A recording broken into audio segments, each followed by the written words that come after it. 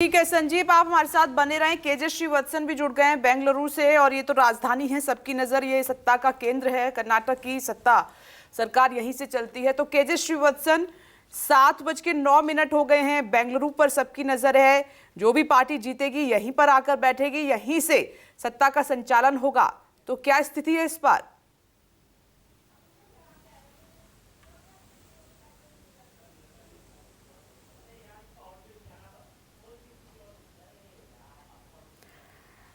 KJ Srivatsan से भी बात हमारी नहीं हो पा रही है, थोड़ी देर में हम उनसे बात करेंगे। लेकिन आज जो चुनाव हो रहा है, माफ कीजिएगा, आज जो वोटिंग हो रही है, चुनाव हो रहा है, वो बहुत अहम है। और ये कर्नाटक का जो रिजल्ट आएगा, कहा जा रहा है कि 2024 पर भी असर करेगा।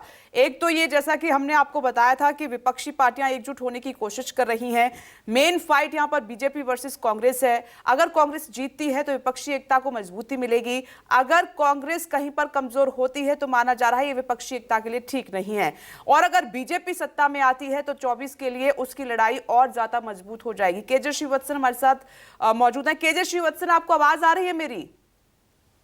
हाँ। केजे श्रीवत्सन, आप राजधानी में हैं, सबकी नजर यहीं पर है। अगर कोई भी पार्टी जीत कर आती है तो यहीं से सत्ता का संचालन होगा।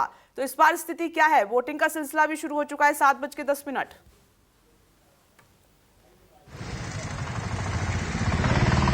जी देखिए, वोटिंग का सिलसिला शुरू हो चुका है और कई जागरूक मतदाता सबसे पहले आके वोट किया। एक भाई साहब भी है, ये नीली शाही का निशान, इन्होंने वोट दिया। आपने वोट दे दिया? दे दिया।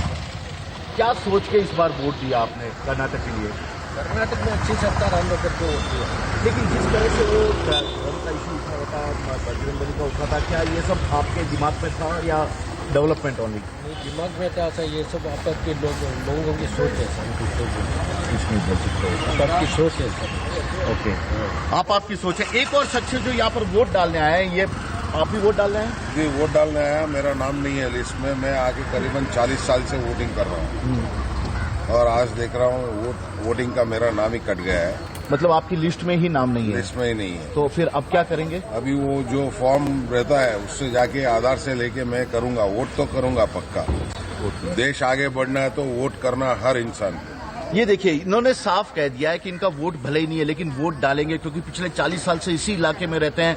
वोट डालना, इसी तरह वोट डालने का यहाँ पर सिलसिला जारी है। सबसे बड़ी बात है कि इस बार यहाँ पर ये पूरा कर्नाटक को देश के सबसे रईस राज्यों की सूची में शामिल किया जाता है, यानी कि सबसे धनी राज्यों की सूची में शामिल किया जाता है। इस बार जो चुनाव हुआ था वहां पर पैसे का बल भी देखने को मिला था। 375 करोड़ रुपए तक पुलिस ने, चुनाव आयोग ने जब्त किए थे, जो मतदाताओं को लुभाने के लिए लाए गए थे। साल 2018 की बात की जाए तो यह जो आंकड़ा था जब्त पैसों का, वह केवल 80 करोड़ रुपए ही था। और इस बार तो आम के पेड़ पर भी पैसों का बंडल लगा मिला। फल तो मिलते ही है, पैसों का बंडल, यानी कि धन बल भी यहाँ पर पूरी तरह से पूरी इस्तेमाल करने की कोशिश की गई थी। चुनाव आयोग ने काफी सख्ती दी।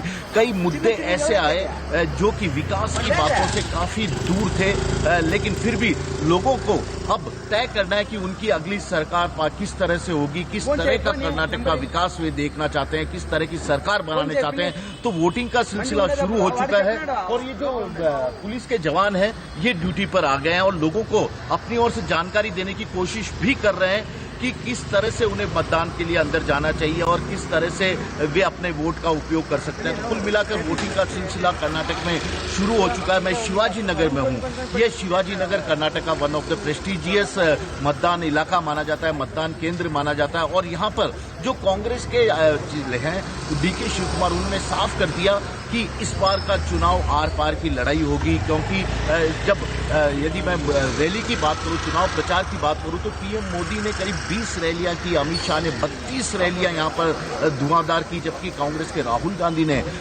20 रैली की और प्रियंका गांधी ने 25 रैलियां की।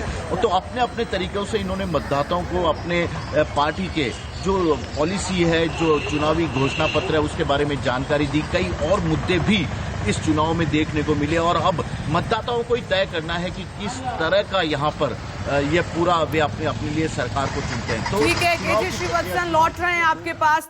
नमस्कार, मैं हूं मानक गुप्ता। अगर आपको हमारा ये वीडियो पसंद आया हो तो इसे लाइक और शेयर जरूर करें और हाँ, हमें सब्सक्राइब और फॉलो करना ना भूलें। ताकि आप देश और दुनिया की कोई खबर मिस ना करें। तो जुड़े रहिए हमारे साथ और देखते रहिए न्यूज़ 24।